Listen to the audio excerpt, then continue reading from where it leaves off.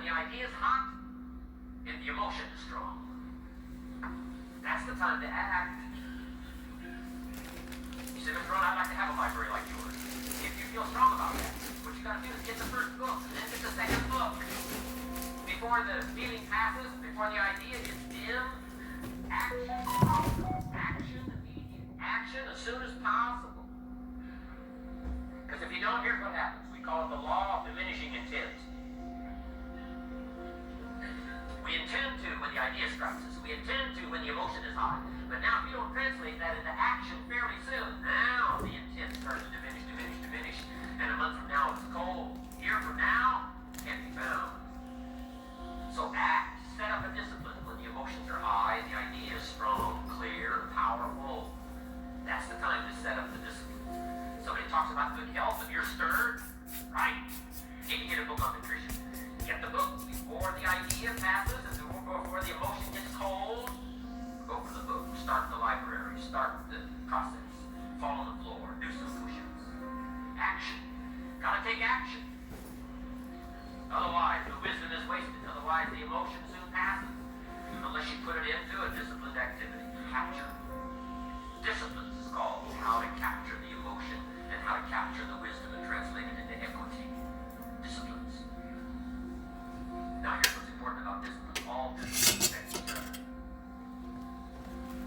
In fact, here's a philosophical phrase. Everything affects everything else. Nothing stands alone.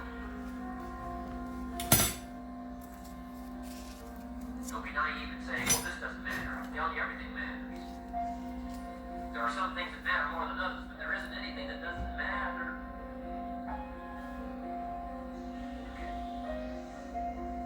We all pity the man who says, well, this is the only place I let down. Not true. Key to your life a sense of meaning and purpose. Because once you find that, it puts you in your power place. See, if you know what your life work is, I encourage you to start working on it. If you can't do it all at one time, do just a little bit of it.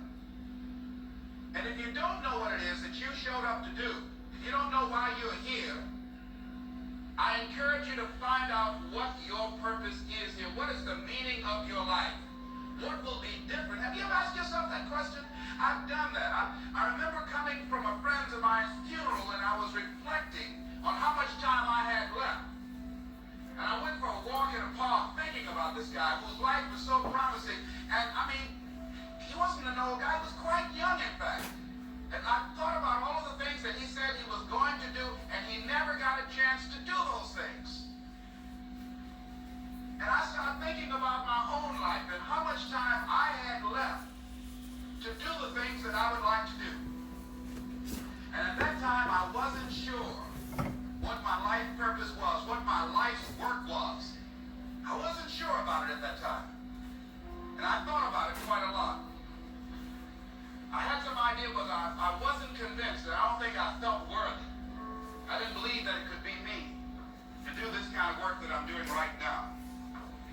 And I say to you that if you begin to take a conscious effort to find out what it is that you're supposed to do, I say that it can literally save your life. I said that it can literally save your life.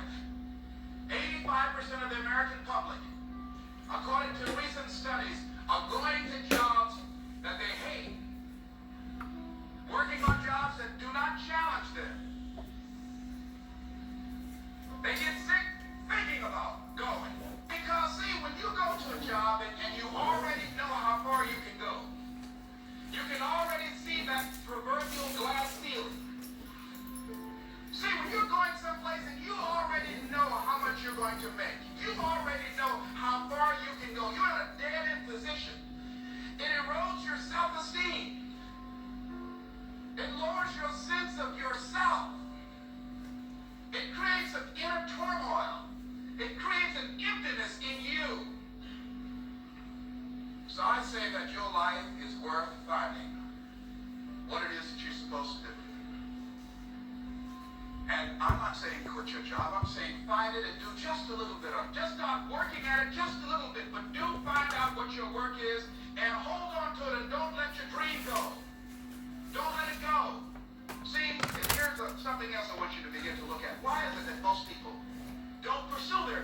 don't do better than what they're doing if they're capable of doing it.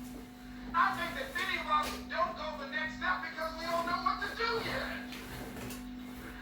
And I say that the reason that we don't even explore the possibility of what to do is because subconsciously we don't believe that it can happen for us, and we don't believe that we deserve it.